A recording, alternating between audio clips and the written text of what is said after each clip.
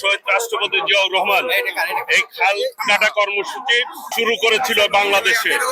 বাংলাদেশের মানুষ যাতে শুষ্ক মৌসুমে পানি পায় এবং ফসল আবাদ করতে পারে, সেই জন্য মূলত খাল কাটা কর্মসূচি, এবং বন্যাতে যাতে অতি প্লাবিত না হয় অঞ্চল, খালে যাতে পানি ধারণ করতে পারে, সেই লক্ষ্যেই মূলত শহীদ রাষ্ট্রপতি জিয়াউর রহমান খাল কাটা কর্মসূচি শুরু করেছিলেন। বিগত দিনে এগুলি বন্ধ ছিল। তারই যোগ্যোত্তরসূরি আমাদের মাননীয় প্রধানমন্ত্রী দেশনায়ক তারেক রহমান আবার এই খাল কাটা কর্মসূচি শুরু করেছে। আমরা আজকে উদ্বোধন করলাম, আমাদের মাননীয় প্রধানমন্ত্রী উদ্বোধন করেছেন দিনাজপুরে।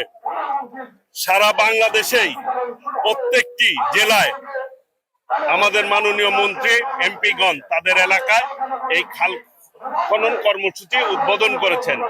টাঙ্গাইল জেলার কর্মসূচি আজকে আমি এই গোপালপুরে উদ্বোধন করলাম। এটা কিন্তু জেলার কর্মসূচি, টাঙ্গাইল জেলার কর্মসূচি।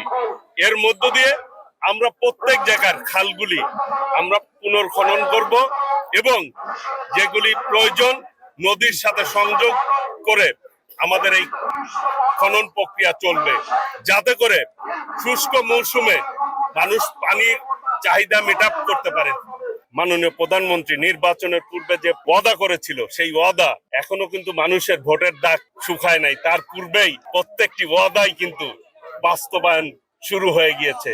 ফ্যামিলি কার্ড পেয়েছে মানুষ। আগামী 14 তারিখ ইনশাল্লাহ এই টাঙ্গাইলে স্টেডিয়ামে মাননীয় প্রধানমন্ত্রী আগমন করবেন এবং 1 বৈশাখ 14 এপ্রিল ইনশাল্লাহ কৃষি কার্ড, যেটি ফার্মার্স কার্ড, এই টাঙ্গাইল থেকেই উদ্বোধন করবেন মাননীয় প্রধানমন্ত্রী। কাজেই উন্নয়নের ক্ষেত্রে এবং আমাদের সরকার যে ইতিমধ্যেই যেগুলি প্রতিশ্রুতি দিয়েছিল, কৃষি ঋণ 10,000 টাকা কিন্তু মওকুফ করেছে সুদ সহ।